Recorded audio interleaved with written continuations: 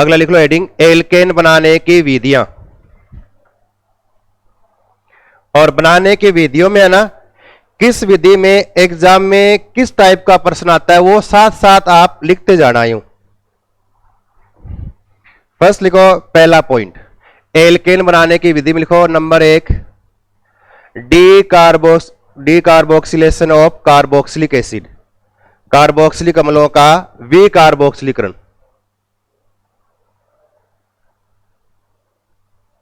Carboxylic अम्लों के विकार्बोक्सिलीकरण से।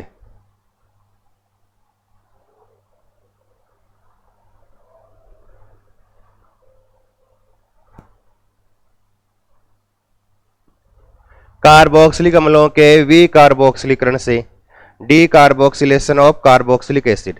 अब जैसे नाम है ना, इस नाम से ही आप इसके बारे में 5-4 लाइन आराम से लिख सकते हो। कार्बोक्सिलिक अम्ल मतलब वे अम्ल जिनमें कौन सा ग्रुप हो, कार्बोक्सिलिक COOH। विकार्बोक्सिलीकरण, जिस शब्द के शुरू में वी लग जाए, वी मतलब विपरीत, किसका, आगे वाले शब्द का, विपरीत किसका, कार्बोक्सिलीकरण का। विहाइड्रोजनीकरण, किसका विपरीत है, तो हाइड्रोजनीकरण होता है क्या है, हाइड्रोजन का, जिसके शब्द के अंत में कर्ण आ जाए ना, कर्ण का मतलब कर्ण के आगे जो लिखा है उसका उसमें जुड़ना। ऑक्सीकरण, ऑक्सीजन का जुड़ना।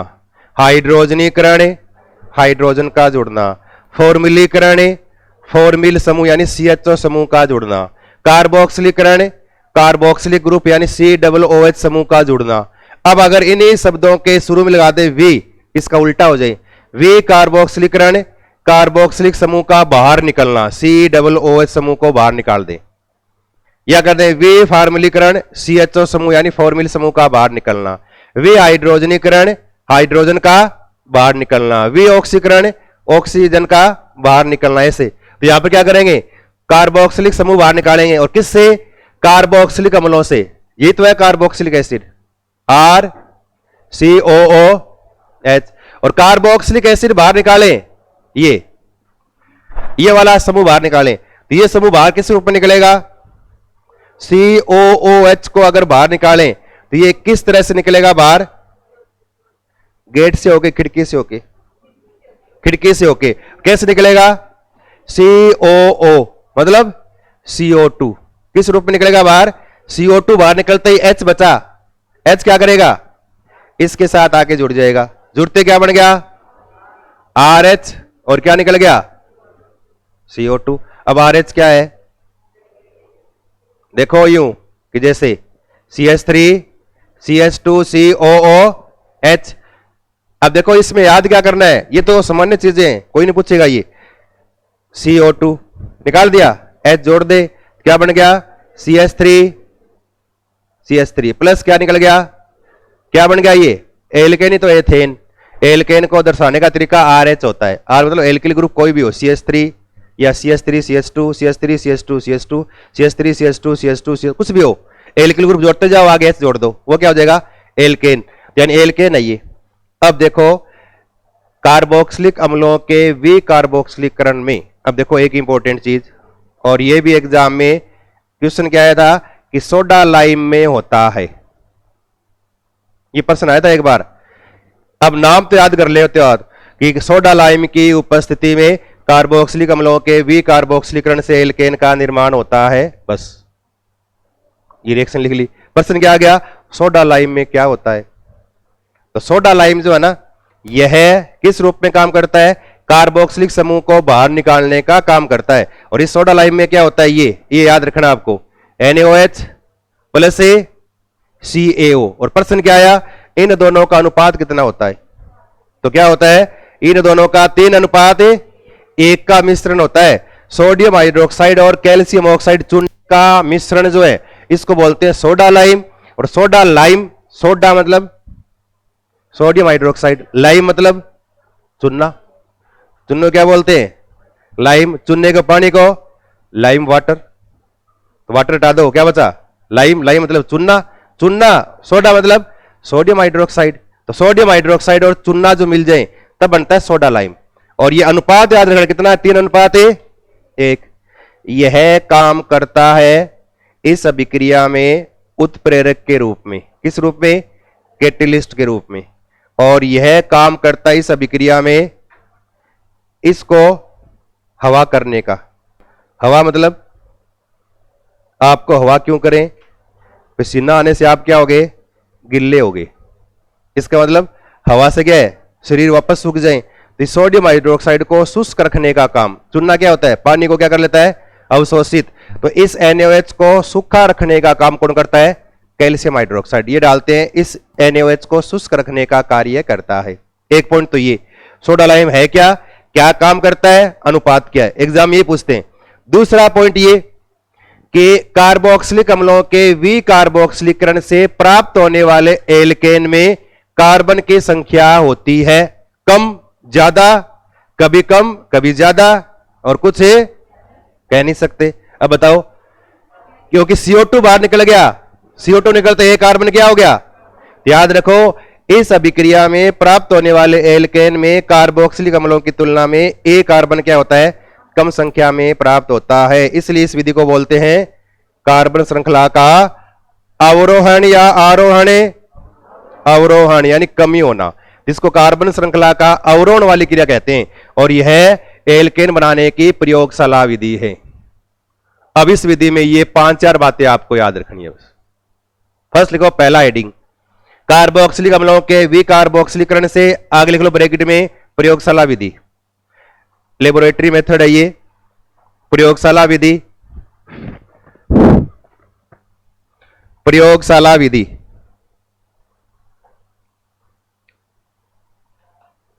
और यहां पर अगला पॉइंट लिखो, अभिकर्मक के रूप में। रिएजेंट जो होते हैं ना, जो रिएक्शन कराने वाले, अभिकर्मक रिएजेंट के रूप में सोडा लाइम का उपयोग। रिएजेंट यानी अभिकर्मक के रूप में सोडा लाइम का उपयोग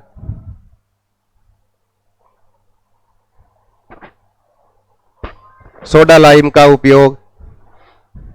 और फिर नीचे लिखो सोडा लाइम, लिख के आगे लिख लो NaOH प्लस CaO का मिश्रण। बता देना शरीर में पानी कमी हो जाए तो,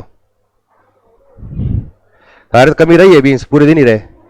नीचे लिखना ये अनुपात 3:1, NaOH है 3, CaO है 1, 3:1 लिख लिया। और फिर नीचे एक लाइन और लिखो, NaOH उत्प्रेरक के रूप में। अगला पॉइंट लिखो, NaOH उत्प्रेरक के रूप में, NaOH उत्प्रेरक के रूप में, वह CaO कैल्शियम ऑक्साइड, वह CaO यानी कैल्शियम ऑक्साइड NaOH को शुष्क रखने का कार्य करता है। CaO और अगले डेस करके NaOH को ड्राई यानी शुष्क रखने का कार्य करता है। NaOH को शुष्क रखने का कार्य करता है।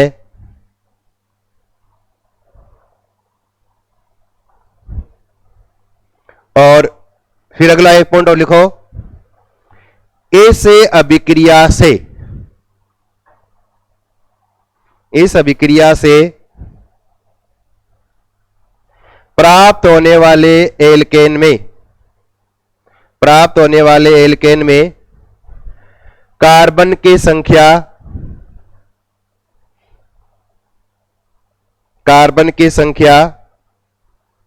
कार्बोक्सिलिक अम्ल से एक कम प्राप्त होती है।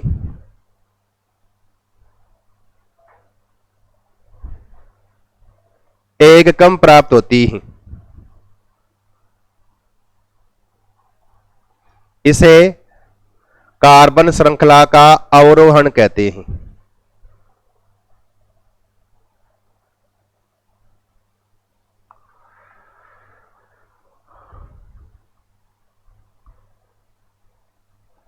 कार्बन श्रृंखला का अवरोहण है डिसेंडिंग, अवरोहण कहा जाता है।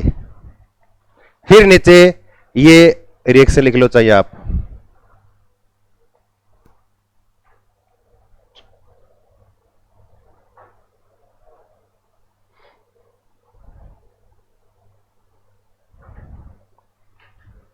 नीचे लिख लेना ये। अब आपने पूरा सब कुछ याद कर गए।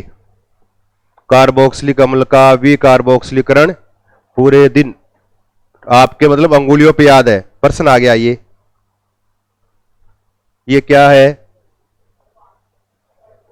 क्या ये क्या? Formic acid. और कह दे फॉर्मिक एसिड के विकार्बोक्सिलीकरण से प्राप्त होता है। और आपने तो याद कर रखा ही हूं, कार्बोक्सिलिक अम्लों के विकार्बोक्सिलीकरण से एल्केन प्राप्त होते हैं। पहला ऑप्शन एल्केन ही आएगा।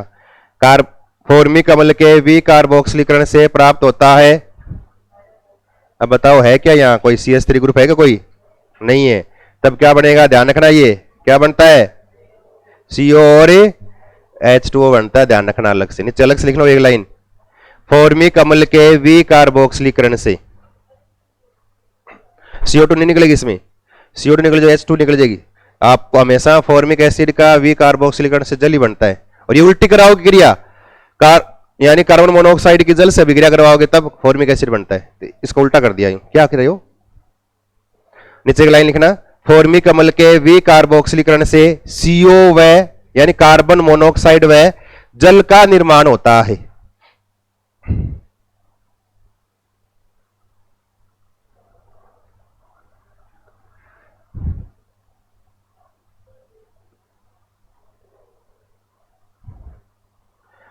जल का निर्माण। फिर नीचे रिएक्शन लिखना चाहो लिख लो, मैंने मिटा दिए, खुद लिख लो। ऊपर लिख लेना सोडा लाइम लिख के, फॉर्मिक एसिड लिख के, और आगे बढ़ा लो H2O और CO।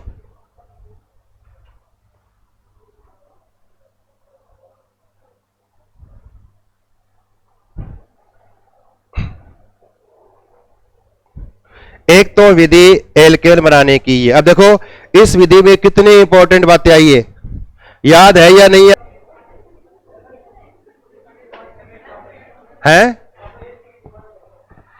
हाँ, कल लगाएंगे तो संडे को लग जाएगी। हाँ, कि सोमवार से क्लास नहीं लूंगा, फिर संडे तक लग जाएगी। संडे को लगा देंगे। अगला लिखो सेकंड, कोल्बे विद्युत अपघटन। कोल्बे विद्युत अपघटन। सबकी पूरी फीस जमा हो जाए ऐसी लगा देंगे संडे को। हाँ, चंदा ही मान लो ये। कोल्बे विद्युत अपघटन देखो दूसरी, एल्केन बनाने की सेकंड विधि लिखो कोल्बे विद्युत अपघटन। और कोल्बे में क्या करेंगे? कार्बोक्सिलिक अम्लों के सोडियम या पोटेशियम साल्ट का क्या करवाएंगे? जल अपघटन। और किससे? विद्युत अपघटन की सहायता से। तो विद्युत अपघटन करवाएंगे जलीय विलयन का कार्बोक्सिलिक अम्लों के सोडियम या पोटेशियम का। एनोड पर क्या बनेगा? एल्केन और CO2। कैथोड पर क्या बनेगा? क्षार और H2 गैस। नीचे अब आगे लिखना, कोल्बे विद्युत अपघटन में लिखो क्या लिखा है? कार्बोक्सिलिक अम्लों के सोडियम या पोटेशियम लवण का विद्युत अपघटन करवाने पर, कार्बोक्सिलिक अम्लों के सोडियम या पोटेशियम लवण का विद्युत अपघटन करवाने पर, विद्युत अपघटन यानी इलेक्ट्रोलिसिस करवाने पर एनोड पर एल्केन व CO2, एनोड पर एल्केन व CO2 व कैथोड पर KOH व H2,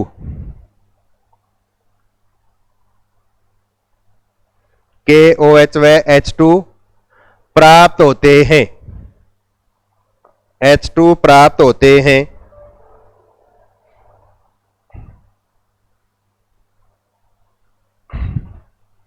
और फिर अगला पॉइंट लिखो, इस विधि से प्राप्त होने वाले एल्केन में, इस विधि से प्राप्त होने वाले एल्केन में कार्बन की संख्या सम संख्या में होती है।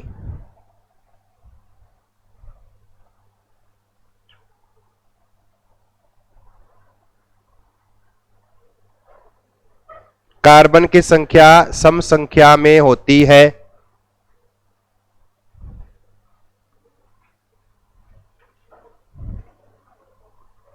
और अगर फिर देखो यहां पर कार्बोक्सिलिक एसिड के सोडियम या पोटेशियम साल्ट ले रहे हैं, अगर ये लिए जाने वाले कार्बोक्सिलिक अम्ल के सोडियम या पोटेशियम लवण है, जैसे हम दो लिखे हैं, अगर ये दोनों बिल्कुल समान हो, जैसे यहां CH3COO के, यहां पर भी CH3COO के, तब तो प्राप्त होने वाला एल्केन एक ही प्रकार का होगा। लेकिन अगर दोनों प्राप्त होने वाले ये दोनों जो है कार्बोक्सिलिक एसिड अलग अलग हो, जैसे मान लो या R या R डैश, अगर दोनों RR है ना, तब तो इस प्रकार का बना एल्केन एक ही प्रकार का। लेकिन अगर मान लो यहां ये एल्किल समूह अलग और ये एल्किल समूह अलग हो, उस अवस्था में प्राप्त होने वाले एल्केन में एल्केन का मिश्रण प्राप्त होगा। यहां R R भी बन सकता है, दोनों जोड़ जुड़ जाए, क्योंकि आप मुक्त मूलक क्रियाविधि से आगे बताएं कैसे होता है ये, या फिर R के साथ R डैश जुड़ जाए, क्योंकि ये अलग होंगे ना, ये अलग होंगे तो जरूरी नहीं कि इनके साथ ये जुड़े, इसके दो अणु आपस में जुड़ जाए, इसके दो जुड़ जाए आपस में, या ये आपस में जुड़ जाए। तो तीन संभावनाएं है, ये R R जुड़ जाए, या R R डैश जुड़ जाए, या R डैश से R डैश जुड़ जाए। तो एल्केन का अलग अलग क्या है, मिश्रण प्राप्त होगा आपको। जैसे अगर मान लो यहां ये होता ना, जैसे इस R की जगह में कर देता है ये CH3 और इसकी जगह कर देता है ये जैसे CH3CH2, उस अवस्था में कौन कौन से एल्केन बनते, या तो बनता CH3CH3 एथेन, या बनता CH3CH2CH3 प्रोपेन, या बनता इसके दो अणु CH3CH2CH2CH3 ब्यूटेन। तो अलग अलग क्या बनता है, एल्केन का मिश्रण प्राप्त होता है ये। तो नीचे एक लाइन और लिखो, यदि कार्बोक्सिलिक अम्लों के सोडियम या पोटेशियम लवण भिन्न भिन्न हो, कार्बोक्सिलिक अम्लों के सोडियम या पोटेशियम लवण भिन्न भिन्न हो, तो एल्केन का मिश्रण प्राप्त होता है।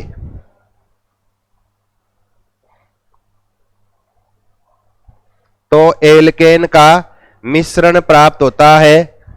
और आगे लिख लो, ब्रैकेट में लिख लो R R R R dash और आर डैश आर डैश।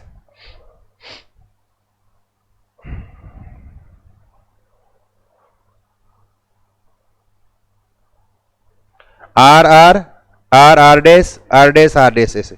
और फिर नीचे ये लिख लो रिएक्शन।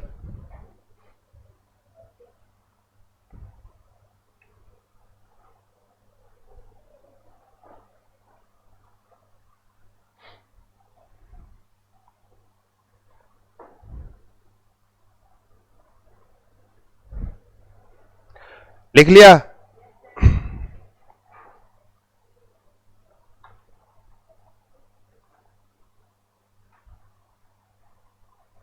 और फिर आपको एक पॉइंट याद रखना इसका, कोल्बे विद्युत अपघटन किस क्रियाविधि का पालन करती है? किस क्रियाविधि का? यह विक्रिया मुक्त मूलक क्रियाविधि से होती है। ये पॉइंट एक अलग से आपको याद रखना है। ये मिटा दूं क्या एक बार में? नीचे एक लाइन लिख लो ये, और लिखो कोल्बे विद्युत अपघटन आयनिक क्रियाविधि का, सॉरी मुक्त मूलक क्रियाविधि का पालन करती है। अभी बता देंगे, मुक्त मूलक क्रियाविधि का पालन करती है। मुक्त मूलक क्रियाविधि का पालन करती है कैसे? कि जैसे RCOO के, यही तो है हमारे पास सोडियम या पोटेशियम साल्ट, जिसका आपको विद्युत अपघटन करवाना है। पानी में घोल के इसको आपने इलेक्ट्रोड लगा के लाइट पास कर रहे हो, लाइट पास करोगे ना, तो जब इसको पानी में घोलेंगे इस प्रकार से इसके क्या बन जाएंगे? आयन बन जाएंगे यूं। यही तो है ये RCOO माइनस और K प्लस। अब ये दो प्रकार के आयन बने हैं, और आपको बताया विद्युत अपघटन में आयन विपरीत आवेशित इलेक्ट्रोड की तरफ क्या करते हैं? गति करते हैं। करते नहीं करते? इसका मतलब ये किधर जाएगा? सुनना हो गया कि किधर जाएगा? ये प्लस इलेक्ट्रोड की तरफ। प्लस वाला कौन सा है? एनोड की तरफ। ये किधर जाएगा? माइनस की तरफ यानी कैथोड की तरफ, यानी एनोड पर क्या रिएक्शन होगी, ये इस तरह से एनोड जो है ना, इस एनोड पर जाएगा ये RCOO माइनस। अब बताओ एनोड पर ऑक्सीकरण होता है कि अपचयन होता है, मतलब इलेक्ट्रॉन का निकलना या लेना, निकलना, इलेक्ट्रॉन निकलेगा यहां से एक, और एक इलेक्ट्रॉन निकलते मुक्त मूलक बन जाएगा, क्योंकि COO माइनस, माइनस का मतलब COOH जो था ना, OH बॉन्ड के दोनों इलेक्ट्रॉन है ना O ने ले लिए थे, यूं ऐसे था ये, इस तरह से है ये कार्बोक्सिलिक समूह, और इसको मैं यूं लिख दूं, यही तो है। अब इसके दो इलेक्ट्रॉन है, अब इन दो में एक तो O का खुद का है और एक किसका है, H का है। अब O ने क्या किया, दोनों खुद ने ले लिए, ये लेते ही H प्लस निकल गया बाहर, निकलते ये बन गया ये हमने लिख रखा है। माइनस का मतलब इसके पास अपना एक इलेक्ट्रॉन था वो है, इसके अलावा एक इलेक्ट्रॉन H वाला भी ले लिया, एक इलेक्ट्रॉन लेने से चार्ज क्या आ गया, -1, हमने लिखा -1। अब माइनस का मतलब एक इलेक्ट्रॉन इसके पास क्या है, अतिरिक्त है, इसको मैं माइनस ना लिखकर इसको यूं लिख दूं, एक O का इलेक्ट्रॉन और एक किसका है, H का, एक इलेक्ट्रॉन निकाल दे, ये निकालते ही कौन सा निकल गया, H वाला, और एक इसके अपने पास इलेक्ट्रॉन रह गया ये खुद का, और ये क्या बन गया, मुक्त मूलक। ये फ्री रेडिकल है, ये मुक्त मूलक, और ये क्या करेगा, मुक्त मूलक फिर आगे टूटेगा यूं, ये तो है ऐसे, ये मुक्त मूलक है, इसको हम ऐसे लिख सकते हो, एक ही बात है, आगे टूटेगा। अब यहां बंद के दो इलेक्ट्रॉन आना, ये इस तरह से, एक ये ले ले और एक ये कार्बन ले ले, कार्बन लेते ही कार्बन एक इलेक्ट्रॉन यहां दे दे, एक ये दे दे, बॉन्ड क्या हो जाएगा, डबल डबल होती है CO2, क्या बन गया, CO2 प्लस क्या बन गया है कि R फ्री रेडिकल, और R फ्री रेडिकल दूसरा R फ्री रेडिकल जुड़ जाए, क्या बन गया, R, क्या बन गया, ये यही हमने लिखा है कि एनोड पर क्या प्राप्त होता है, एल्केन और CO2 एनोड पर प्राप्त होते। याद रखना ये पॉइंट, ये बहुत इंपॉर्टेंट पॉइंट है। कोल्बे विद्युत अपघटन में हाइड्रोकार्बन कौन से भाग पर प्राप्त होता है, कौन से पर, एनोड पर। अब कैथोड पर क्या है बताओ, अब बताओ कैथोड पर क्या जाएगा, ये K प्लस, और अगर ये कैथोड पर जाएगा, कैथोड पर होता है क्या है, इलेक्ट्रॉन ग्रहण करना, अपचयन, ये इलेक्ट्रॉन ले लेगा यूं K। और पोटेशियम अब जल है, विलयन में क्या है, H2O, और जो ये पोटेशियम धातु बने, सोडियम धातु या पोटेशियम धातु जल के साथ क्रिया करे, कौन सी गैस बाहर निकालती है, हाइड्रोजन गैस। जल के दो अणु लिखे हमने वहां पहले, तो यहां पर क्या है, क्या बन जाएगा, KOH और H2 गैस निकल गई, ये काम प्राप्त हुआ, और यही हमने लिखा है कैथोड पर KOH और H2 गैस प्राप्त होती है।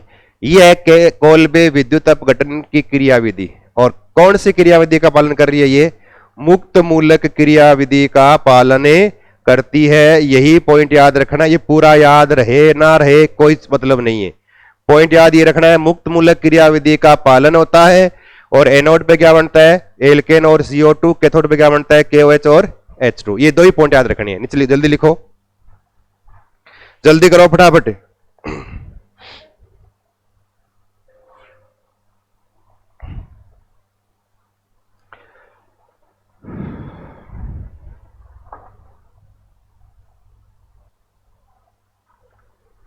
तो बनाने की विधि में कोल्बे विद्युत अपघटन बहुत इंपॉर्टेंट है। आप देखो इस विधि में एक इंपॉर्टेंट चीज प्रश्न लिख दे, निम्नलिखित में से किस एल्केन का निर्माण कोल्बे विद्युत अपघटन विधि से नहीं किया जा सकता। नंबर 1 एथेन, सुनते रहना दोबारा नहीं बताऊंगा। Number 1 ethane, number 2 propane, number 3 butane, number 4 methane. किस एल्केन का निर्माण कोल्बे विद्युत अपघटन से नहीं कर सकते। अब देखो मैंने पीछे एक लाइन बोल दी थी, वो लाइन आप दिमाग में बिठा के बैठे हो। इससे सम संख्या में एल्केन है ना, सम संख्या वाले एल्केन बनते हैं। वो कंडीशन कब है, जब काम में आने वाले दोनों कार्बोक्सिलिक एसिड क्या हो, सेम हो, तब बनेंगे सम संख्या में। अगर दोनों कार्बोक्सिलिक एसिड सेम नहीं हो, कि जैसे एक में तो CH3 ग्रुप है, एक में एथिल वाला ग्रुप है, दोनों जुड़ेंगे तो क्या है, प्रोपेन 3 कार्बन का बन गया विषम संख्या का। तो अगर दोनों सेम है ना, कार्बोक्सिलिक एसिड के साल्ट दोनों सेम है, तब तो बनेगा हमेशा सम संख्या बनेगा, कोई दिक्कत नहीं है। अगर सेम नहीं है तब एल्केन का क्या बनाएगा, मिश्रण बनेगा। लिखा है पीछे हमने R R R dash R या आर डेस आर डेस, इस तरह से अलग अलग मिश्रण बनेगा। अब विद्युत अपघटन में दो कार्बनिक ग्रुप मुक्त मूलक जुड़ रहे हैं, देखो यूं दो कार्बनिक समूह जुड़ेंगे और कार्बनिक समूह में कम से कम एक कार्बन तो रहेगा रहेगा। अगर एल्किल समूह है ना, इस एल्किल समूह में क्या है, कम से कम एक तो क्या रहेगा, कार्बन रहेगा रहेगा। अगर मालूम हो सकता है CH3 हो, है ना, इनको बोलना थोड़ी देर बाद करें, है ना। CH3 कम से कम CH3 तो रहेगा रहेगा यहां। और अगर CH3 जुड़ेगा तो क्या बनेगा, एथेन। क्या मेथेन बन सकता है क्या? मेथेन कब बनेगा, जब आधा कार्बन इधर काम में आए, एक कार्बन बन जाए और मेथेन बन जाए। इसका मतलब इस विधि से मेथेन का निर्माण संभव नहीं है, याद रखना। ये नीचे एक लाइन लिखो, इस विधि से मेथेन का निर्माण नहीं किया जा सकता। इस विधि से मेथेन का निर्माण नहीं किया जा सकता। अब देखो ठंड होगी ना, एसी का नाम लेते ही, इस विधि से मेथेन का निर्माण नहीं किया जा सकता।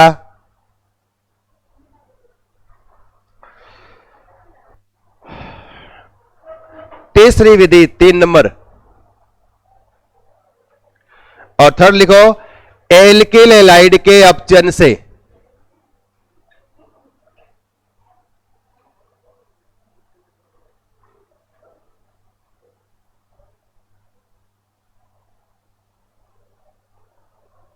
एल्किल हैलाइड के अपचन से reduction of alkyl halide, alkyl halide के अपचन से रिडक्शन करवाएं। अब एल्किल हैलाइड कुछ भी लिख दो यहां, RX। एल्किल हैलाइड का मतलब methyl chloride, ethyl chloride, propyl chloride, bromide, कुछ भी हो, मतलब जिसमें एल्किल समूह के साथ हेलोजन वाला ग्रुप जुड़ा रहे, है ना। यहां CH3Cl हो सकता है, C2H5Cl या C3H7Cl जो भी है, या Cl की जगह Br I या और कुछ लगा सकते हो आप। यानी यहां एल्किल समूह के साथ जुड़े रहे हेलोजन, उनको बोलते हैं एल्किल हैलाइड। इनका अपचन करवाएं, मतलब क्या जोड़ दें, H जोड़ दें, हाइड्रोजन, अपचन करवाएं। अपचन करवाएंगे तो यहां अपचायक की आवश्यकता बढ़ेगी, यहां क्या काम मिलेंगे वो देखना है। और अगर यहां काम मिलेंगे तब इसके अपचन से एक तो बन गया RH और एक क्या निकल जाएगा, HX, क्या बन गया, एल्केन। अब यहां अपचायक के रूप में किसका उपयोग किया जा सकता है? अब इसमें अलग अलग है, आपकी जो मर्जी आप काम में ले सकते हो। एक तो ये एथेनॉल प्लस सोडियम काम में ले सकते हो, इसका मिश्रण। और अगर सोडियम प्लस एथेनॉल काम में लोगे ना, तब होने वाले अपचन को बोलते हैं बुओ ब्लांक अपचन। क्या बोलते हैं, बुओ ब्लांक अपचन भी कहते हैं। क्या बोलेंगे, बुओ ब्लांक अपचन कहते हैं। इसी तरह से एथेनॉल के साथ आप सोडियम अमलगम काम में ले सकते हो, मतलब NaHG, ये काम में ले सकते हो। या फिर आप जिंक अमलगम के साथ HCl काम में ले सकते हो, HCl काम में ले सकते हो। या मुख्य रूप से जो काम में लेते हैं ना, ये काम में लेते हैं अधिकतर, ये लिखा हुआ आता है लिथियम एल्यूमिनियम हाइड्राइड, क्या नाम है, लिथियम एल्यूमिनियम हाइड्राइड काम में ले सकते हो। या सोडियम बोरोहाइड्राइड काम में ले सकते हो, NaBH4, सोडियम बोरोहाइड्राइड। ये मेन दो अपचायक है, ये जहां छोटी मोटी अपचयन करना हो ना, छोटे मोटे काम हो, ये दो ही काम कर देते हैं, ये लिथियम एल्यूमिनियम हाइड्राइड और सोडियम बोरोहाइड्राइड। इन अपचायकों को आप काम में ले सकते हो, किसके, एल्किल हैलाइड के अपचयन में। और अगर इन ये काम में लोगे और अपचयन करवाओगे, यहां ये लिख दिया, ये बनेगा, ये लिख दो, ये बनेगा, कोई भी लिख दो इनमें से, क्या बनेगा, एल्किल हैलाइड से क्या बन जाएगा, एल्केन का निर्माण हो जाएगा। एक लाइन लिख लो बस। वो अलग कराएंगे बाद में, इसमें यहां काम में नहीं आएंगे। निकल वाले फिर कीटोन एल्डिहाइड वाले उसमें अलग से लिखाएंगे, वो उसमें H का बाहर निकलना भी हाइड्रोजनीकरण में काम आता है, कॉपर धातु वगैरह। प्राथमिक एल्कोहल के भी हाइड्रोजनीकरण से एल्डिहाइड का निर्माण होता है, द्वितीयक एल्कोहल से कीटोन का, तृतीयक एल्कोहल से एल्कीन का निर्माण, वो आगे अलग से बाद में आएगा। भी हाइड्रोजनीकरण में आता है धातु में, कॉपर वगैरह।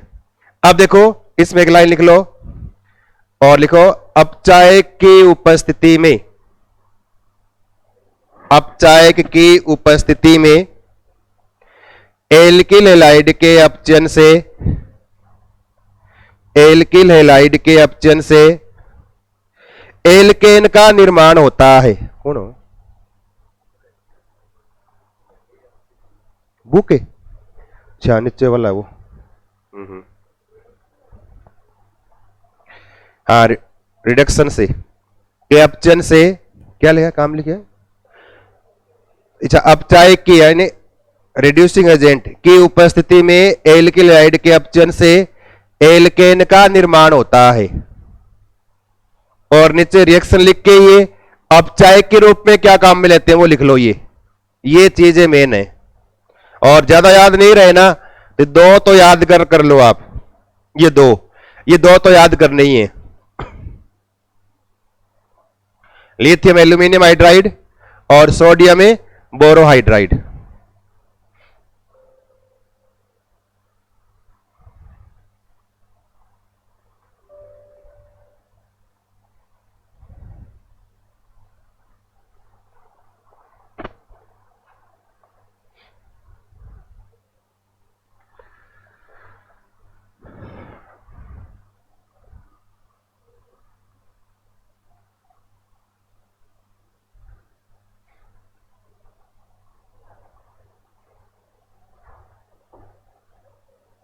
लिख लिया? जल्दी लिखो। तो पहली विधि कौन सी थी? कार्बोक्सिलिक अम्लों के विकार्बोक्सिलीकरण से। दूसरी कोल्बे विद्युत अपघटन। तीसरी एल्किल हैलाइडों के अपचयन से। मिटा दूं ये। उसके बाद लिखो चौथी विधि। और 4 नंबर तो ये तो बहुत ही इंपॉर्टेंट है। देखो, ओहो, ये तो देखो वुड्स अभिक्रिया। इस पर भी सेकंड ग्रेड में एक बार क्वेश्चन पूछा गया है। इस अभिक्रिया में क्या काम में लेते हैं? रिएजेंट। रिएजेंट एग्जाम में पूछे जाते हैं, वही आपको याद रखने हैं। वुड्स अभिक्रिया यहां पर अभिकर्मक के रूप में, वुड्स अभिक्रिया में अभिकर्मक के रूप में किसको काम में लेते हैं ये याद रखना है। सोडियम प्लस शुष्क ईथर, ये याद रखना है। इसको बोलते हैं वुड्स रिएजेंट। क्या बोलते हैं इसको? इसको बोलते हैं वुड्स रिएजेंट, वुड्स अभिकर्मक। ये याद रखना है और यही एग्जाम में पूछा गया था। वुड्स अभिकर्मक या वुड्स अभिक्रिया में अभिकर्मक के रूप में काम में लिया जाता है।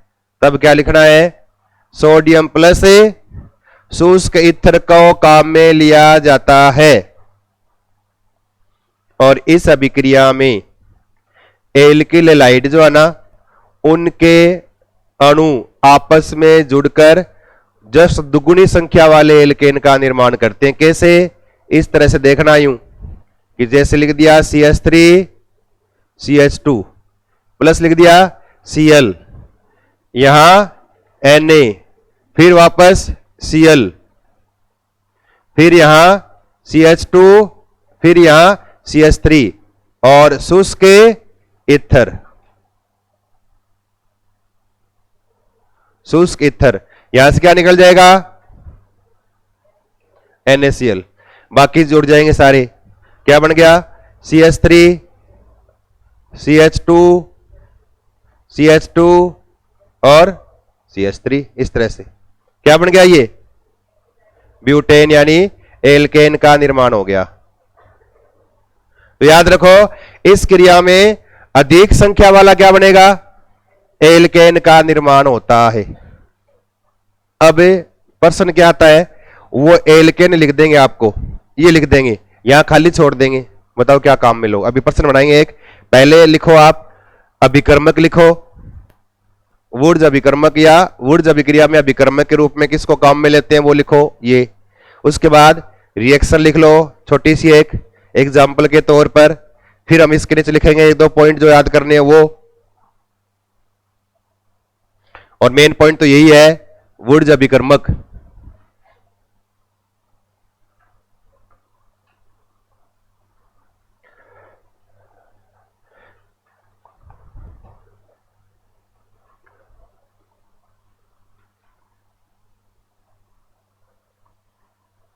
हो गया, फिर नीचे लिखो और इसमें लिखो इस अभिक्रिया के दौरान, इस अभिक्रिया के दौरान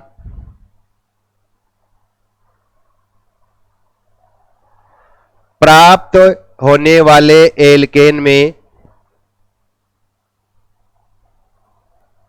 प्राप्त होने वाले एल्केन में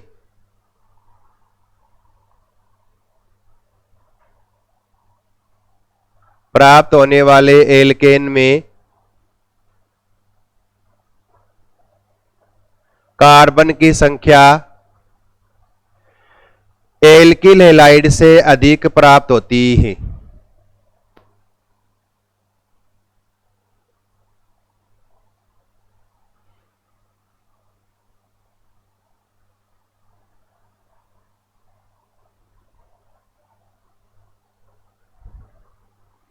ये लिख दी रिएक्शन और पूछ लिया ए यहां पर होगा। अब देखो या तो कई बार है ना यहां ए लिख देंगे, रिएक्शन लिख देंगे। आजकल देखो एग्जाम में पैटर्न जो है ना आरपीसी का हमेशा रिएक्शन पे क्वेश्चन का पैटर्न हमेशा ऐसे रहता है। कभी देख लो आप पीछे के क्वेश्चन उठा के देख लो सारे, क्या मिलेगा आपको, या तो कोई रिएक्शन लिख देंगे, उस रिएक्शन का नाम पूछ लेंगे, जैसे यहां पर लिख के पूरी रिएक्शन पूछ लेंगे यह अभिक्रिया है, फिर आपको पहचानना पड़ेगा इससे रिएजेंट क्या काम में ले रहे, और जिस अभिक्रिया के लिए कोई विशेष रिएजेंट काम में लेते हैं ना वही रिएक्शन एग्जाम में पूछी जाती है। तो ये काम में लेते हैं केवल वुड्स अभिक्रिया के लिए, तो आप लिख देंगे वुड्स अभिक्रिया, स्मिथ अभिक्रिया, है ना, या फिर लिख देंगे कोई भी अपचन लिख देंगे, कोल्बे विद्युत अपघटन लिख देंगे, या चार लिख देंगे रिएक्शन और पूछ लें कौन सी अभिक्रिया है। तो एक तो क्या है ये अभिक्रिया पूछ ले, या फिर आपके जैसे कुछ एक नेम रिएक्शन है, उन नेम रिएक्शन के अंदर क्या है कौन कौन से अभिक्रिया के दौरान मध्यवर्ती बनते हैं, इंटरमीडिएट क्या बनते हैं। फर्स्ट ग्रेड में जैसे 8-10 नेम रिएक्शन उसमें यही पैटर्न रहता है, इंटरमीडिएट पूछ लेंगे, बीच में मध्यवर्ती स्थायी के रूप में क्या बनेगा, स्थायित्व किसका ज्यादा रहेगा वो तो वो आ जाए। और या फिर क्या है इस रिएक्शन के दौरान कोई ऐसे रिएक्शन लिख दें और एक भाग खाली छोड़ दे, पूछ लिया बताओ क्या बनेगा, या ये लिख के आगे खाली छोड़ दे बताओ क्या बनेगा उस अवस्था में। अब बताओ इस अभिक्रिया में यहां ए क्या होगा।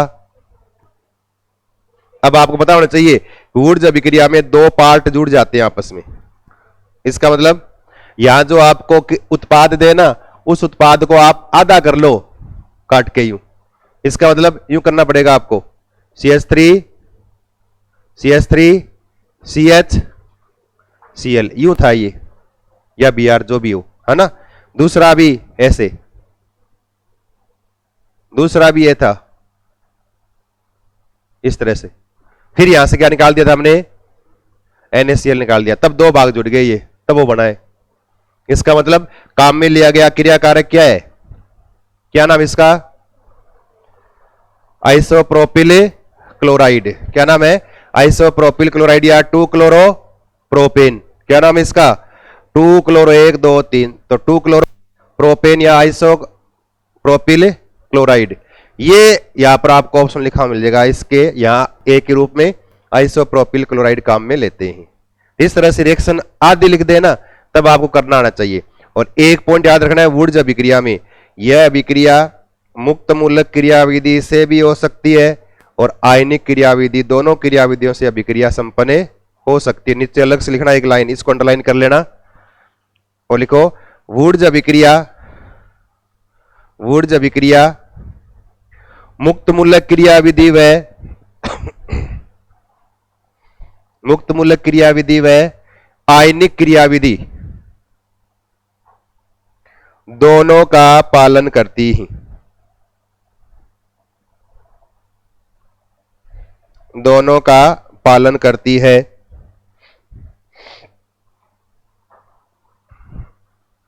दोनों का पालन करती है, यानी मुक्त मूलक क्रियाविधि से हो सकती है और आयनिक दोनों क्रियाविधि से अभिक्रिया हो सकती है। और याद रखो, अगर यहां पर काम में लिए जाने वाले दोनों एल्किल हैलाइड समान हो, क्या हो, समान, तब तो पीछे वाले की तरह बनने वाला एल्केन क्या होगा, सम संख्या होगी।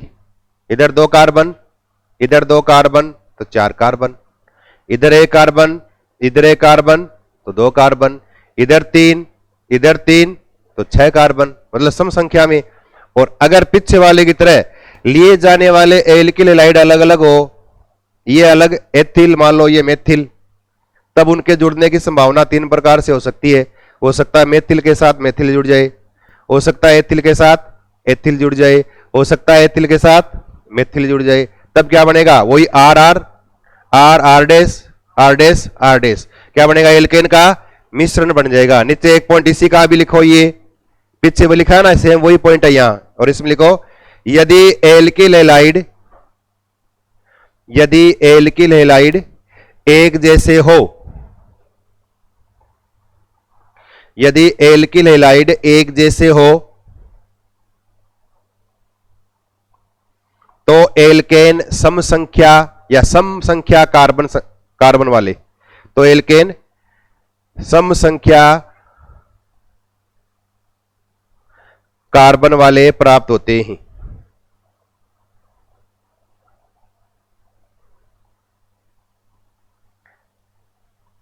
प्राप्त होते हैं। वह एल्किल हैलाइड भिन्न भिन्न हो तो, वह एल्किल हैलाइड भिन्न भिन्न हो तो एल्केन का मिश्रण प्राप्त होता है।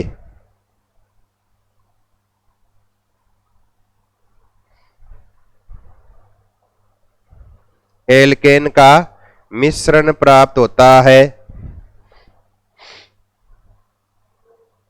मिक्सर है, हाँ, दोनों अगर अलग अलग हो, दोनों एल्केन, हो सकता है कि एक में क्या हो 2 कार्बन, एक में क्या हो 3 कार्बन, हो सकता है दोनों में अलग अलग कार्बन हो। उस अवस्था में क्या है, मिश्रण प्राप्त होगा। अगले लिख लो, ब्रैकेट में लिख लो R R R R dash R dash R dash, तब क्या है, एल्केन का क्या बनेगा, मिक्सर बनेगा। ये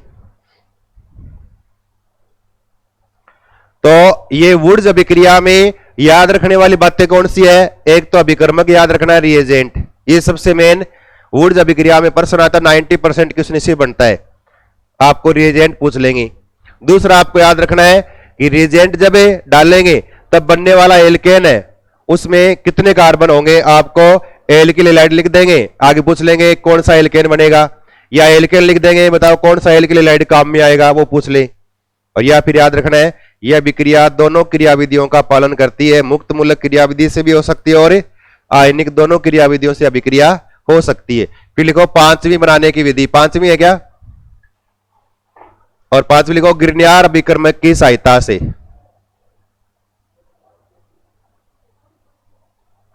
ग्रिग्नार्ड अभिकर्मक, Grignard reagent, Grignard reagent, Grignard reagent की सहायता से, यानी ग्रिग्नार्ड अभिकर्मक की सहायता से। ग्रिग्नार्ड अभिकर्मक अलग से पढ़ेंगे, ऑर्गेनोमेटली कंपाउंड अलग से पढ़ेंगे, कार्बोधातु कंपाउंड, वहां पे इसके बारे में पूरा डिस्कस करेंगे किस प्रकार से 1900 में विक्टर ग्रिग्नार्ड ने यह अभिकर्मक बनाया था इसी के नाम से। क्या नाम है, RMgX, R प्लस ये R माइनस mg प्लस वाला भाग, इस तरह से। और ये अत्यधिक क्रियाशील होता है। कई बार पूछते हैं ग्रिग्नार्ड अभिकर्मक को किसके माध्यम में रखा जाता है, ग्रिग्नार्ड अभिकर्मक है ना, इसको किसके अंदर रखते हैं, तो ग्रिग्नार्ड अभिकर्मक इतना क्रियाशील है, आपकी तरह इतना क्रियाशील अगर इसको बाहर निकाल देना तो तुरंत क्या करेगा, वायुमंडल की नमी के साथ क्रिया कर लेता है ये, यूं आर एम जी एक्स। अगर खुला छोड़ दिया वायुमंडल की नमी सोख लेगा ये। अब बताओ, इसको देख के बताओ, पीछे कभी आपने बीएससी में या 12वीं क्लास में छोटे मोटे आगे पीछे करके जोड़ना सीखा होगा। अब इसको जोड़ के देखो क्या बनना चाहिए क्या बनेगा, M G X O H. क्या बना ये, क्या ये एल्केन। तुरंत क्या करेगा ये, हाइड्रोकार्बन में चेंज हो जाएगा। इसलिए इसको बाहरी वायुमंडल के संपर्क से दूर रखना है, और दूर रखने के लिए क्या करते हैं, इसको ईथर के माध्यम में रखा जाता है। याद रखना, ये गिरन्यार अभिकर्मक को ईथर में डाल के रखते हैं, और जब इसको काम में लेते हैं ना, तो गिरन्यार अभिकर्मक का ईथरीय विलयन ही काम में ले लेते हैं। इसको बाहर निकाल के काम में नहीं लेंगे। बाहर निकालेंगे तो क्या करेगा ये, जब आप निकाल के लाओगे नहीं रिएक्शन के लिए, उससे पहले रिएक्शन कर लेगा ये, गिरन्यार अभिकर्मक बचेगा नहीं। तो यानी उसको क्या है, उसका मिश्रण किसका, इत्र वाला विलयन, उसी के अंदर इसको काम में ले डाल लेते हैं। और इत्र क्या है, सोलवेंट है, अधिकतर जल्दी से इसकी क्या वाष्प बन जाती है, उड़ जाता है इत्र, तो क्या बचेगा, गिरन्यार अभिकर्मक वो रिएक्शन कर लेगा आगे जो रिएक्शन करवा रहे हो। तो अगर इस गिरन्यार अभिकर्मक की क्रिया किससे करवाएं, सक्रिय हाइड्रोजन वाले अणुओं के साथ, वे अणु जिनमें हाइड्रोजन जल्दी से बाहर निकल जाएं, सक्रिय हो, एक्टिव हो, उनके साथ क्रिया करवाएं। अब एक्टिव हाइड्रोजन वाले मॉलिक्यूल कौन से हैं, एक तो अभी आपने लिख रखा है ये, क्या ये जल, एल्कोहल C2H5 H वाला भाग, इसी प्रकार से NSR NH2 प्राथमिक एमीन, इसी तरह से द्वितीयक एमीन वाला भाग। और इसको यानी कहने का मतलब है एल्किल समूह के साथ ऐसा समूह जुड़ा रहे जिसके साथ क्या हो, सक्रिय हाइड्रोजन हो, और उसको हम लिख दें ऐसे, यानी पूरा एल्किल ग्रुप या कोई समूह और उस पे क्या है, सक्रिय हाइड्रोजन है, जिसको लिख दिया Z से, इस तरह से। तो क्या करेगा गिरन्यार अभिकर्मक, क्या करेगा, इसे जेड वाले भाग को ले लेगा, आर जेड, वापस क्या बना देगा, एल्केन का निर्माण कर देगा। इनके साथ क्रिया करवानी है हमें, इनके साथ क्रिया करवाने पर तुरंत ये H दे देंगे और H यहां जुड़ जाएगा आर के साथ, क्या बन जाएगा, एल्केन का निर्माण हो जाएगा। जैसे RMgX। अगर आपको RMgX अच्छा नहीं लगे, अगर आपको RMgX अच्छा नहीं लगे, इसकी जगह आप CH3MgBr कर सकते हो, है ना। कहते X से R क्या है ये, अगर आप कोई पर्टिकुलर एग्जांपल लेना चाहें तो इसकी जगह आप CH3MgBr कर सकते हो। तो जहां जहां R है वहां CH3 हो जाएगा, जहां X है वहां Br हो जाएगा, एक ही बात है। तो यहां तुरंत क्या बढ़ेगा बताओ, अगर यहां CH3 लेते तो क्या बनता, CH4 मेथेन बन जाता है ये, MgX और क्या जुड़ गया, OC2H5, ये जुड़ गया MgX और OC2H5 जुड़ गया ऐसे। इस तरह से RMgX प्लस RNH2, एक H दिया, क्या बनेगा, ये तो RH, RNH वाला भाग यहां जुड़ जाए Mg के साथ, प्लस MgX तो है ही, क्या जुड़ गया, NHR जुड़ गया, क्या बन गया, ये सब में क्या बन रहा है, एल्केन बन रहा है ये। तो याद यही रखो, एक पॉइंट याद रखना है बस, सक्रिय हाइड्रोजन वाले यौगिकों के साथ गिरन्यार अभिकर्मक की क्रिया से क्या बनता है, एल्केन। और ये तो याद रखना ही आपको, गिरन्यार अभिकर्मक को खुला छोड़ने पर जल वाष्प के साथ क्रिया कर यह हाइड्रोकार्बन यानी एल्केन में बदल जाता है, इसलिए गिरन्यार अभिकर्मक को ईथर के माध्यम में रखा जाता है। नीचे 2 लाइन लिख लो, गिरन्यार अभिकर्मक की सहायता से, इसमें लिखना और लिखो गिरन्यार अभिकर्मक की अभिक्रिया, गिरन्यार अभिकर्मक की अभिक्रिया सक्रिय हाइड्रोजन वाले यौगिकों के साथ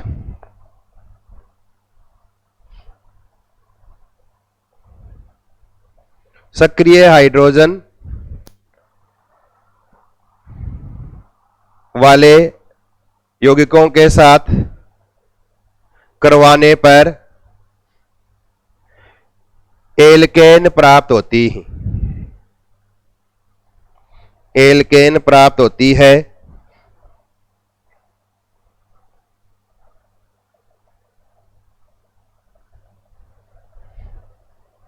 और फिर लिखो नीचे रिएक्शन लिख लो ये, और ये लिखना चाहो लिख लो, चाहिए आप, ये सक्रिय हाइड्रोजन वाले यौगिक है, ये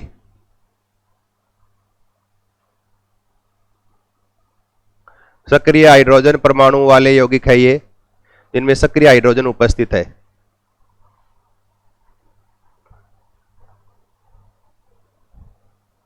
इसको HZ से भी लिखाते हैं, लेकिन हमें ये रिएक्शन लिख लो बस।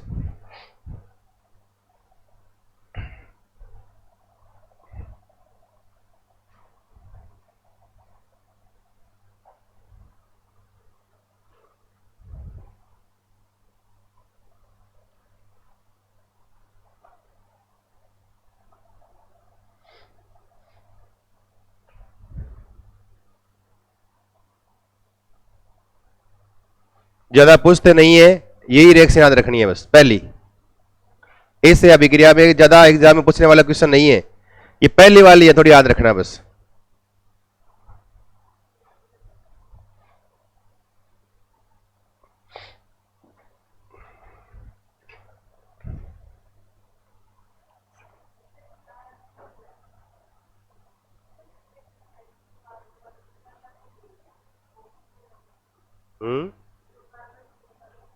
हाँ, कौन सा एल्किल बनेगा उस पर डिपेंड करेगा।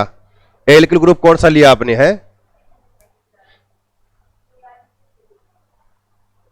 ये तो गिरनार अभिकर्मक बनाने की अलग से विधि है, बताएंगे ना, ऑर्गेनोमेटली कंपाउंड लिखाएंगे वहां, गिरनार अभिकर्मक बनाने की विधियां, इनके गुण, रासायनिक गुण सारे वापस वहां पे आ जाएंगे, ये सारी रासायनिक गुण में आ जाएंगे गिरनार अभिकर्मक में, वहां बता देंगे गिरनार अभिकर्मक कैसे बनाते हैं। एल्किल हैलाइड से बनाते हैं, एल्किल हैलाइड प्लस मैग्नीशियम धातु के साथ क्रिया करवाते हैं तो RMgX ये वाला बनेगा, ये बनाने की अलग से विधियां बाद में बता देंगे, लेकिन यहां ये याद रखना है एक विधि वाला, और ये डिपेंड करेगा इस R पर कि कौन सा एल्केन बनेगा। अगर यहाँ CH3 लिया है तो CH3H CH4, अगर यहाँ एथिल लिया है एथिल प्लस H एथेन बन जाएगा, प्रोपिल लिया है तो प्रोपिल प्लस H प्रोपेन बन जाएगा। ऐसे नीचे एक लाइन लिखो और इसमें लिखना गिरनार अभिकर्मक को ईथर के माध्यम में रखा जाता है, गिरनार अभिकर्मक को ईथर के माध्यम में रखा जाता है, यानी ईथर मीडियम, ईथर के माध्यम में रखा जाता है, क्योंकि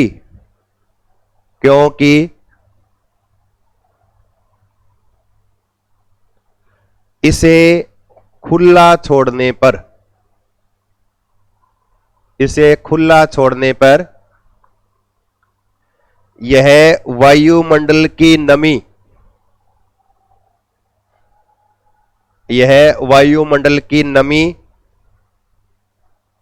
के साथ क्रिया कर हाइड्रोकार्बन से क्रिया कर हाइड्रोकार्बन, और आगे लिखो ब्रैकेट में एल्केन मुक्त कर देता है, हाइड्रोकार्बन यानी एल्केन मुक्त कर देता है।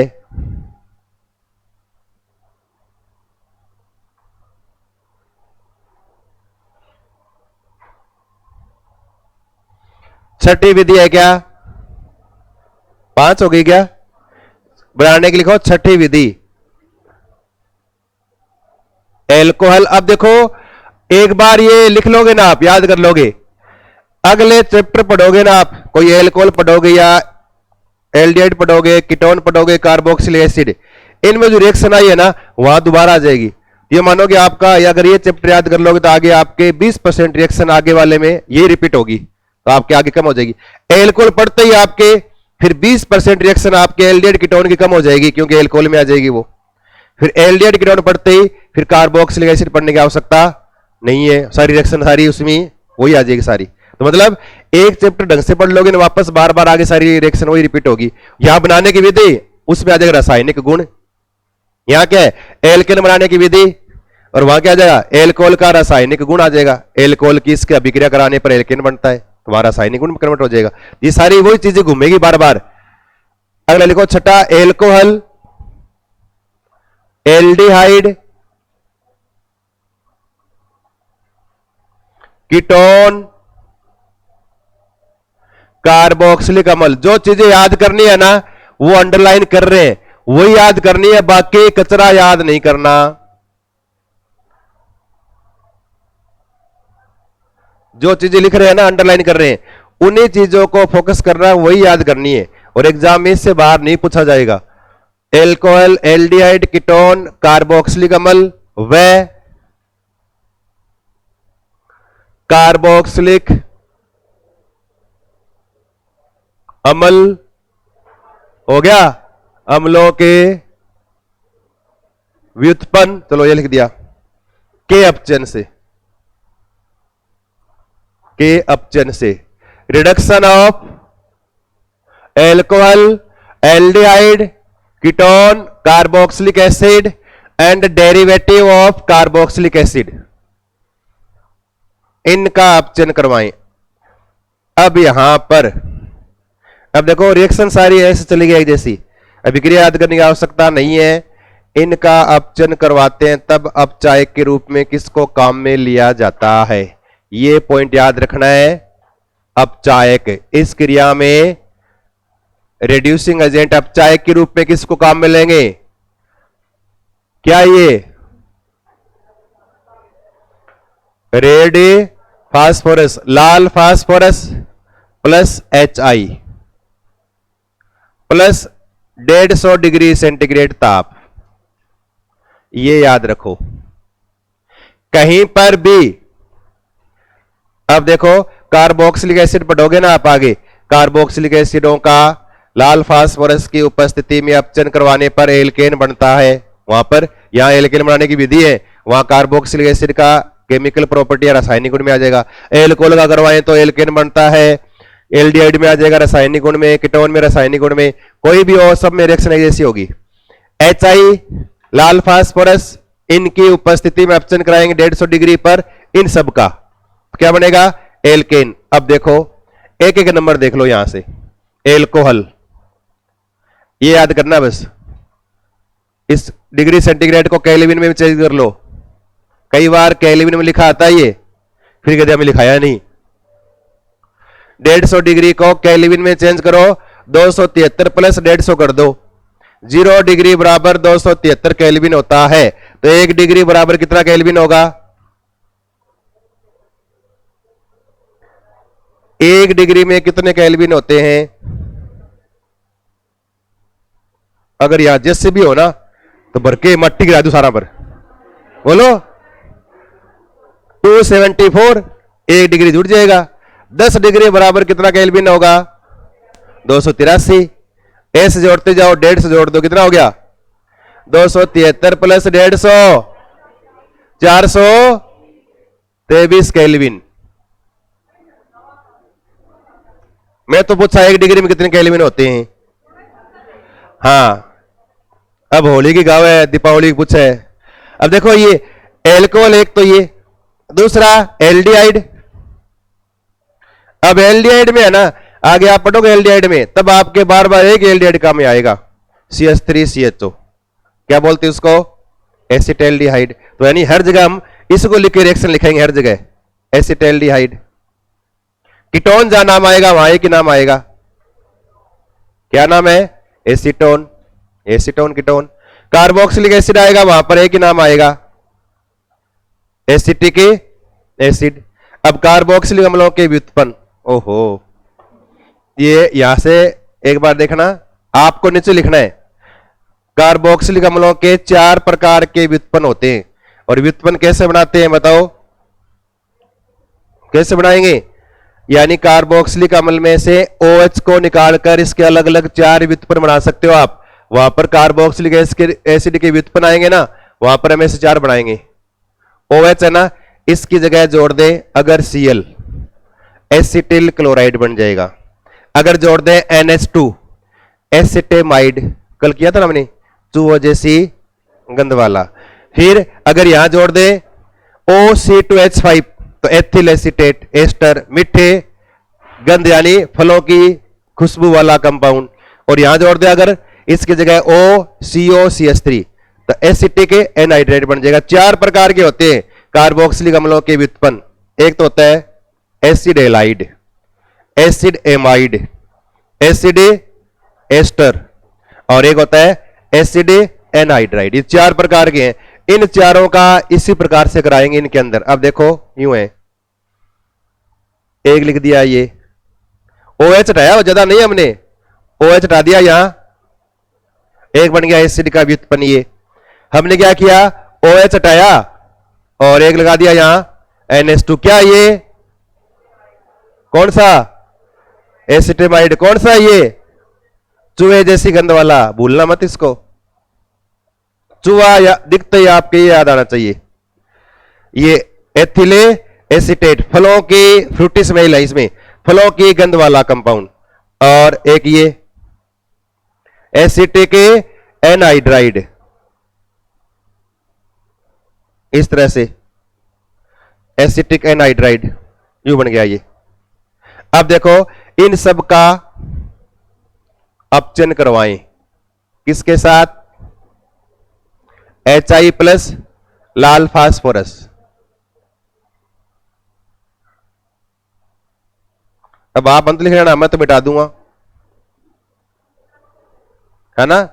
यहां रेड फास्फोरस 150 डिग्री सेंटीग्रेड ताप, यहां पर भी लाल फास्फोरस 150 डिग्री ताप, यहां पर भी लाल फास्फोरस 150 डिग्री ताप, और यहां पर भी लाल फास्फोरस 150 डिग्री ताप। पेपर में ऐसे आ जाए, बस ए लिखा हुआ आ जाए, बाकी आपको लिखने पड़ जाए, बस देख देख के लिख लो। एक इधर ऐसे ही HI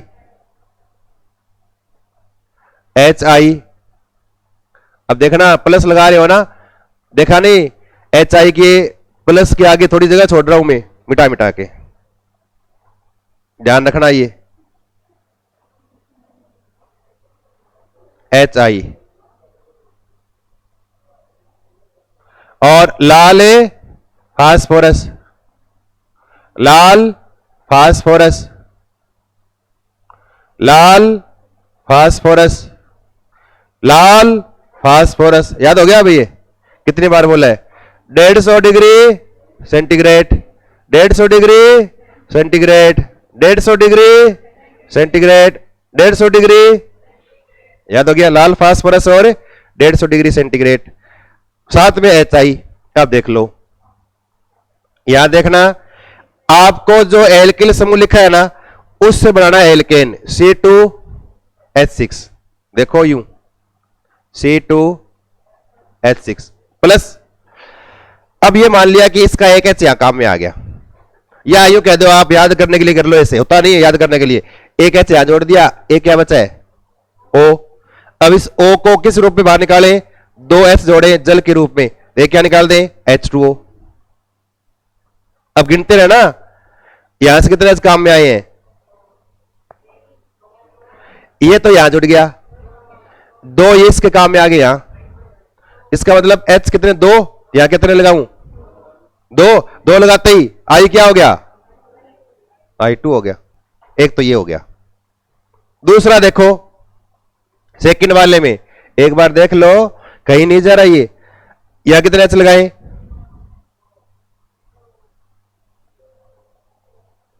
कितना ही लगा दो हमारे बुलाई, CH3 कितने H लग गए, 2। O निकालो जल के रूप में, 2 और 2 4, कितने लगाए 4, कितने निकल गए I2, 2 निकल गए यूं। इसको देखो CH3, यहां कितने H लगाए 2, फिर यहां CH3, काम लंबा होता जा रहा है, CH3 CH2 CH3, कितने H काम में आ गए 2 यहां ले ले, 4 H2O, तो यहां 4 लगा दे, 4 लगाते ही 2 क्या निकल गया I2। यहां देखो कितने H काम में ले, CH3। अब ये मान लिया कि ये H हमने यहां ले लिया काम में इधर, तो CH3 यहां 2H और ले लिए, एक ये 3 हो गए, तो 2H इसके काम में आ गए। अब O कितने हैं? 2, 2 जल के अणु निकालेंगे, 2 दूनी 4, 4H आएंगे, 2 जल के अणु, 4H ये पहले कितने लिए थे? 2, 4 2 6, कितने काम मिले यहां? 6, कितने निकलेंगे? I2 3 I2 निकल जाएंगे। इस तरह से करना है सब में। इसका देखो इधर वाले में, यहां H कितने लिखे? CH3 कितने आ गए? 3। फिर एक O के साथ 2 H2O, एक Cl के साथ HCl। अब बताओ 2 यहां काम, ये 3 यहां काम में आ गए, 2 यहां, 5, 1 यहां, 6। क्या कर दें? यहां क्या लिख दें? 3I2 दिख रहा है उसमें, 3I2। यहां देखो H इसकी तरह कर ले, चलेगा अब ये CH3, क्योंकि ये सारे अम्ल के व्युत्पन्न है, एक जैसे ही है, प्लस H2O प्लस NH3 हो गया। अब इसकी जगह यहां Cl था HCl, यहां H जुड़ते NH3 हो गया, प्लस 3I2 कितने आएंगे? 6। यहां देखो अब CH3 यहां पर भी कितने आएंगे? 6 आएंगे, नहीं आएंगे? आएंगे, नहीं आएंगे? 6 क्या निकलेंगे? C2H5OH निकल गया, अब प्लस I2, इसके साथ C2H5OH निकल गया। यहां पर CH3 एक साइड में कर लो, एक साइड में option CH3 plus H2O, plus क्या निकलेगा? अब CH3COOH, इसका आगे और हो जाएगा ऑप्शन, फिर आगे कर देना, हमें तो यहां तक करना बस। कितना है? 6 बन गया यूं। तो लाल फास्फोरस 150 डिग्री सेंटीग्रेड ताप HI, इनकी उपस्थिति में चाहे एल्कोहल ले लो, चाहे एल्डिहाइड ले लो, चाहे कीटोन ले लो, चाहे कार्बोक्सिलिक अम्ल ले लो, चाहे कार्बोक्सिलिक एसिड के व्युत्पन्न ले लो, इन सब का ऑप्शन कराएंगे, क्या बनेंगे? एल्केन प्राप्त होते हैं। ये कहीं पर भी लिखा हुआ आ जाए, आगे एल्केन बनेगा, ये ध्यान रखना आपको। जल्दी लिखो फटाफट।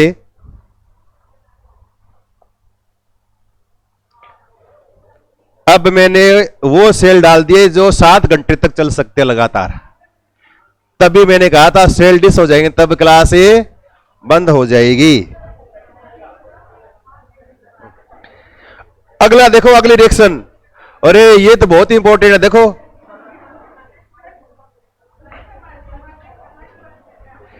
एल्केन बनाने की अगली 6ठी विधि है क्या? 7वीं। अब देखो ये तो बहुत इंपॉर्टेंट है। ओहो, ये देखो, ये क्लीमेंसन अपचन, ये तो पेपर के ऊपर बैठा रहता है, ये मान लो एग्जाम में, पेपर में तो ये तो बहुत बार मिलता है, क्लीमेंसन अपचन। और यहां पर आपको 2 ही पॉइंट याद रखने, एक तो क्लीमेंसन अपचन में अपचायक के रूप में किसको काम में लिया जाता है? किसको? अपचायक के रूप में जिंक अमलगम, ये याद रखना है, इसको अंडरलाइन कर लो 4-5 बार, मोस्ट इंपॉर्टेंट है ये। अपचायक के रूप में जिंक अमलगम प्लस सांदर HCl,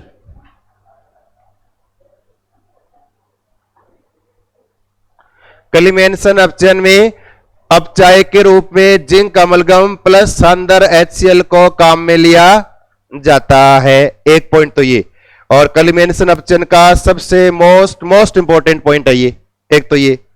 दूसरा, यह अपचायक जो है ना, क्या काम करता है? हर जगह यही काम करेगा, ये CO समूह को CH2 समूह में परिवर्तित कर देता है, ध्यान रखना। ये कहीं पर भी आपको CO दिखे उसको CH2 बना दो बस। और CO समूह किस में होता है? एल्डिहाइड और कीटोन में। फिर यहां एक समस्या आ गई कि क्लीमेंसन अपचन में जो है ना, अगर आप, क्योंकि हम सांदर HCl काम में ले रहे हैं और सांदर HCl काम में लेंगे, तो इस क्लीमेंसन अपचन से केवल कीटोन का ही अपचन हो सकता है, एल्डिहाइड का अपचन नहीं करवाते। क्यों? क्योंकि सांद्र HCl काम में ले रहे हैं तो एल्डिहाइड कीटोन की तुलना में अधिक क्रियाशील होते हैं, इसलिए तुरंत क्या है, सांद्र HCl की उपस्थिति में एल्डिहाइड का बहुलीकरण हो जाता है, पॉलीमराइजेशन, आगे बहुलक लंबी श्रृंखला का बहुलक बन जाता है, एल्केन का निर्माण नहीं होता फिर। इसलिए एल्डिहाइड का अपचयन क्लेमेंसन अपचयन से नहीं करवाते, लेकिन एक एल्डिहाइड ऐसा है जिसका अपचयन क्लेमेंसन अपचायक से करवा सकते हैं, वो अन्य एल्डिहाइड की तुलना में थोड़ा कम रिएक्टिव है, और वो कौन सा है, बेंजेल्डिहाइड। कौन सा है, बेंजेल्डिहाइड का अपचयन आप क्लेमेंसन अपचयन से करवा सकते हो। अब देखो कैसे, ये केवल कीटोन का करेगा अपचयन, देखना CH3 CH3 कीटोन, ये तो कीटोन, क्या नाम है कीटोन इसका, एसीटोन, प्लस जहां अपचयन करवाओ ना वहां में H जोड़ना है, बस H लिख दिया मैंने, ठीक है ना, और यहां लिख दिया जिंक के अमलगम सांद्र HCl, CO समूह को CH2 में चेंज कर देगा, टाइम हो गया शायद, CO को CH2 में चेंज कर देगा। अब देखो क्या हो जाएगा, CH3 CH2 CH3, एक O बच गया, जल बाहर निकलेगा, निकलेगा 2 H यहां काम में आएंगे, कितने H काम में आएंगे, 4 हो गए ना, 2 H के साथ 2 O के साथ, तो एक तो क्या बन गया ये CH3 CH2 CH3 plus 2 H, ये क्या बन गया H2O, क्या बन गया ये प्रोपेन, यानी क्या ये एल्केन का निर्माण हो गया। अब ये रिएक्शन याद करने का कोई मतलब नहीं है, आप तो याद ये रखो बस, क्लेमेंसन अपचायक ये है, इस ग्रुप को इसमें चेंज कर देगा, कीटोन का अपचयन करके एल्केन का निर्माण करता है, एल्डिहाइड का अपचयन इससे नहीं करवा सकते क्योंकि एल्डिहाइड क्रियाशील है, सांद्र HCl की उपस्थिति में उनका बहुलीकरण हो जाता है, बहुलक बन जाएगा, एल्केन नहीं बनेगा। बेंजेल्डिहाइड का इससे करवा सकते, एल्डिहाइड में केवल, बाकी एल्डिहाइड का नहीं करवाते हैं। अब लिखाएंगे तो अभी ध्यान से रखो, पहले लिखो ये याद रखने वाली, ये लिखो अपचायक, ये लिखो zinc amalgam plus concentrate HCl, पहला अपचायक। फिर लिखो ये CO समूह को चेंज किसमें कर देगा, CH2 समूह में कर देगा। फिर अगला एक पॉइंट और लिख लो नीचे, यह केवल जब तक एक बचेगा ना तब तक पढ़ाऊंगा बाद में, यह केवल कीटोन का अपचयन करता है, एक भी बचेगा तब तक, ये कह रहा हूं एक नहीं, यह केवल कीटोन का अपचयन करवाता है, कीटोन का अपचयन करता है क्योंकि एल्डिहाइड सांद्र HCl की उपस्थिति में, क्योंकि एल्डिहाइड सांद्र HCl की उपस्थिति में बहुलीकृत हो जाते हैं, सांद्र HCl की उपस्थिति में बहुलीकृत यानी पॉलीमराइज, बहुलीकृत हो जाते हैं।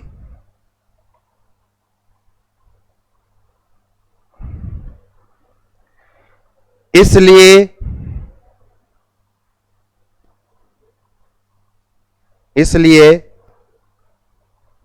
एल्डिहाइड का अपचयन इसकी सहायता से नहीं करवाया जाता, इसलिए एल्डिहाइड का अपचयन इसकी सहायता से नहीं करवाया जाता,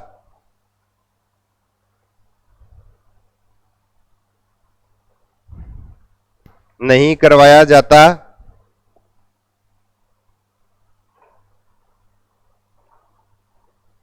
लेकिन बेंजेल्डिहाइड कम क्रियाशील होने के कारण, लेकिन बेंजेल्डिहाइड कम क्रियाशील होने के कारण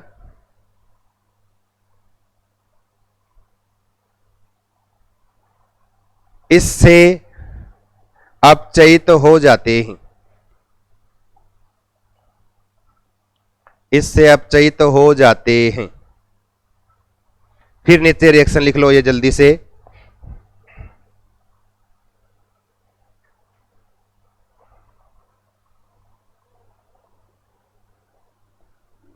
ये लिख लो रिएक्शन ये।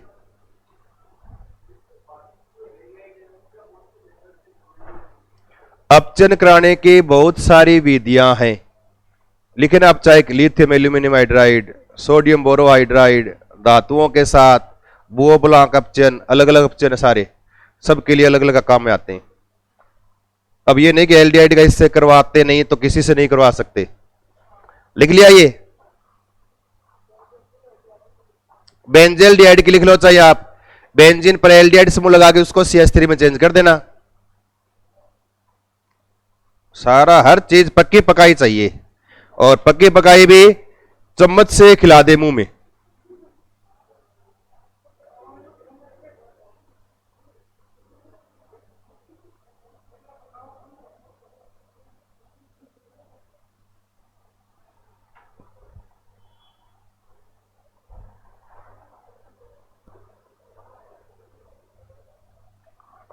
कल इसका नाम लिखाया था मैंने, बताओ IUPAC नाम बेंजील डिहाइड का। आगे लिखा करो बस, थाना तो पिछला ने पढ़ना नहीं है।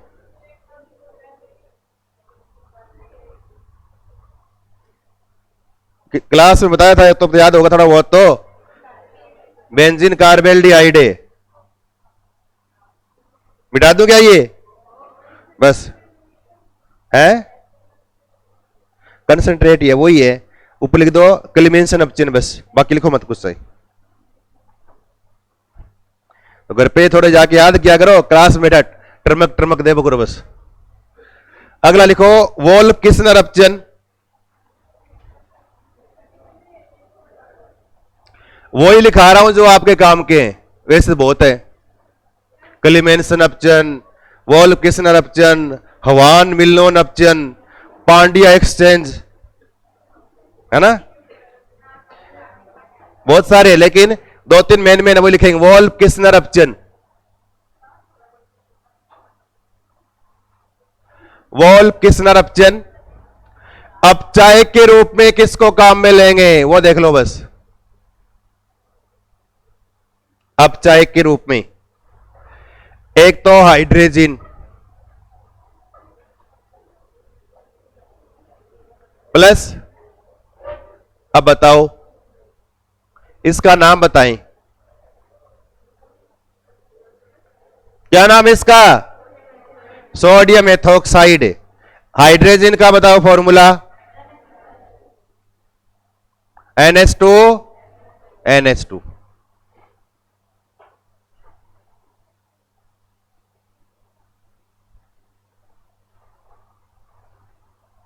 ये कर सकता, अब एल्डिहाइड को भी कर सकता है और कीटोन को भी कर सकता है ये अपचित।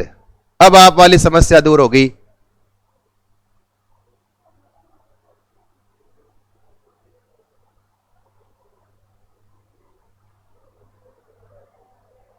प्लस साथ में सोडियम एथोक्साइड,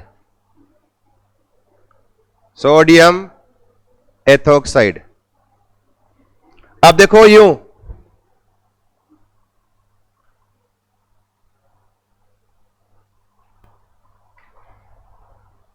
RH, हाइड्रोजन अगर जुड़ जाए किसी के साथ तो उसका बेड़ा पार, यूं। और हाइड्रोजन जुड़ जाए उसको क्या बोलते फिर? हाइड्रोजन। हाइड्रोजन जुड़ने के बाद बना कंपाउंड क्या कहलाता है? हाइड्रोजन। हाइड्रोजन वाला ग्रुप जुड़ने के बाद ये बना हाइड्रोजन। सब में एल्डिहाइड हाइड्रोजन, कीटोन हाइड्रोजन। इसको फिर गर्म किया जाए। अब बताओ गर्म किया जाए तो क्या हो जाए? एल्केन निकालना है, बता दो। एल्केन निकाले साथ में क्या निकलेगा बताओ? इसमें से अगर मैं एल्केन निकाल दूं तो बताओ, RCH3,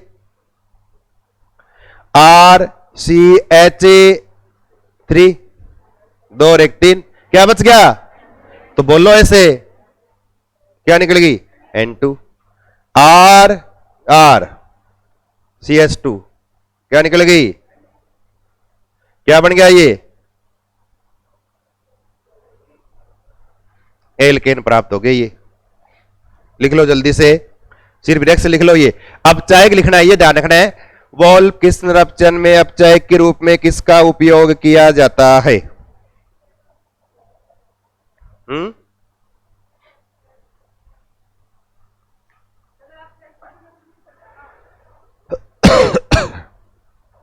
पेपर में तो तीनों सब्जेक्ट पढ़ के जाओगा, बायोलॉजी भी पढ़ के जाओगा, फिजिक्स से पढ़ के जाओगा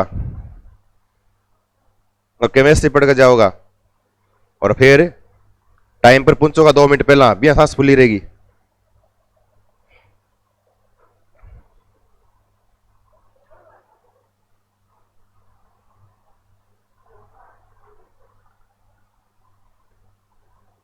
लिख लिया? अगली लिखो।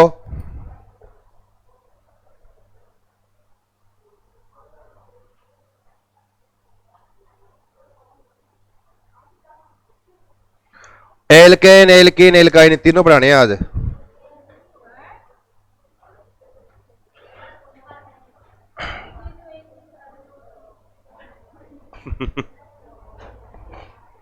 अगला लिखो, 7वीं है क्या? 9वीं लिखो, कोरे हाउस। अरे वही लिखा रहा हूं जो काम की है। पता नहीं कल हो ना हो, हैं? कल हो ना हो। बाहर बहुत धूप हो रही है, अभी बाहर नहीं जाना, लू लग जाएगी। कोई गार्जियन आ जाएगा यहाँ, शाम को छोड़ूंगा 7 बजे, आराम से ठंडा हुए। कोरे हाउस से संश्लेषण एल्किल हैलाइड की अभिक्रिया नहीं हुआ। क्यूप्रस हैलाइड प्लस लिथियम अभिकर्मक के रूप में किसको काम में लिया जाता है? लिख लो ये अभिकर्मक। और एल्किल हैलाइड दो अलग अलग, इस तरह से एल्केन का निर्माण हो जाता है। अभिकर्मक लिख लो, cuprous halide plus lithium.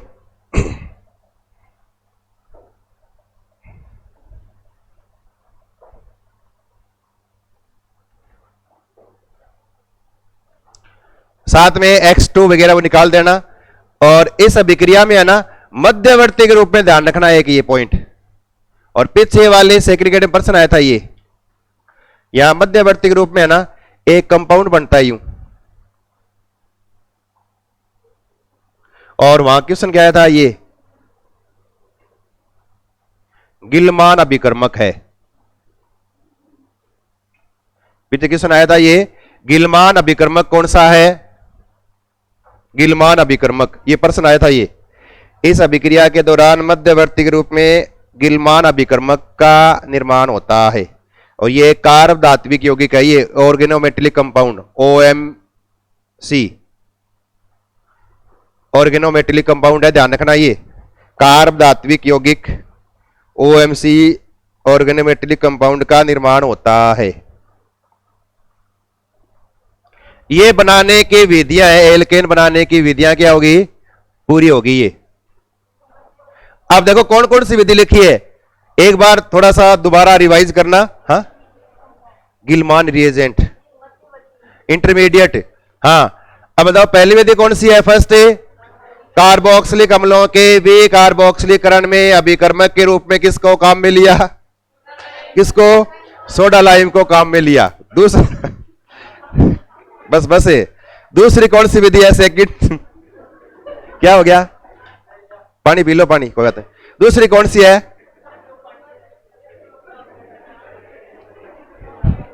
Second विधि कौन सी है? कोल्बे विद्युत अपघटन।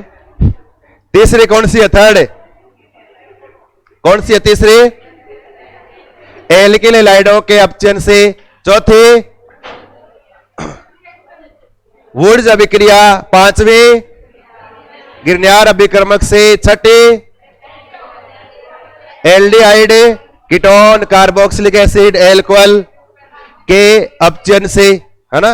और अगली क्लीमेंस नरपचन, फिर वॉल्फ नरपचन, फिर कोरेहाउस संश्लेषण। याद रखना ये कोरेहाउस संश्लेषण अभिकर्मक गिलमान रिएजेंट का सूत्र ये एल्केन बनाने की विधियां होगी। इसके बाद लिखो एल्केन के रासायनिक गुण।